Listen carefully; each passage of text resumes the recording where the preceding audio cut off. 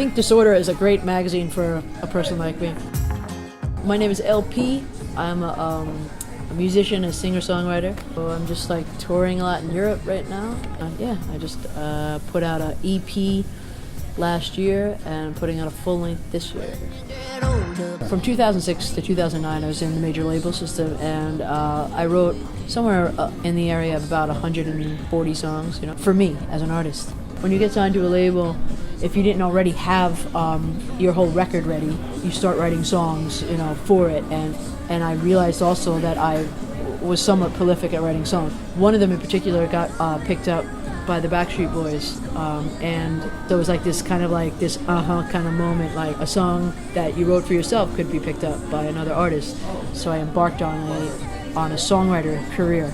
I did for about almost 2 years, and then I don't know, the artist thing kept calling me back. I started playing the ukulele in addition to guitar, and I just the simplicity and the fun of that instrument opened up a door in my heart back to myself and music for myself. And I was kind of playing for fun. I was also singing every week one song, just like with friends at a club in LA, and that kind of got me back into being excited, just to perform in front of people because it was fun.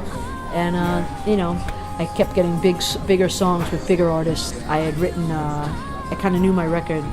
I wrote a bunch of songs. One of them was Lost on You and Muddy Waters, and before I left Warner Brothers, I played them the songs, and they were like, "Oh, that's great," and then they dropped me.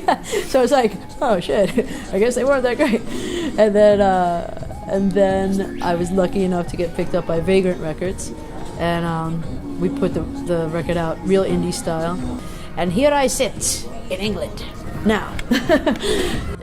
I can't wait to come back to Europe for my tour. I am going to be in March, April. I'm doing a big European tour, and I'm excited. It's the dream,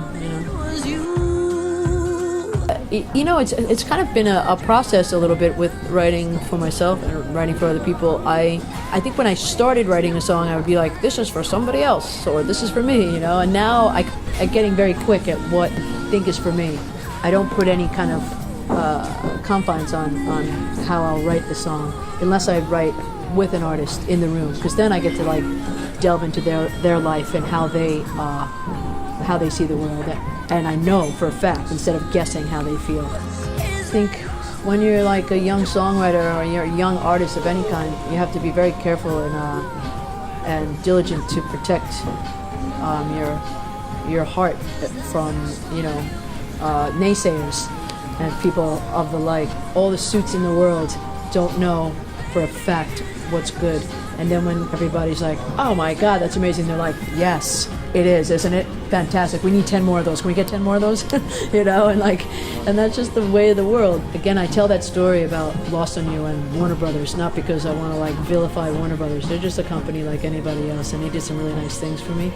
But I tell it because it really struck me when it happened, and I felt really bad for other artists that perhaps didn't get to see the bright side of things.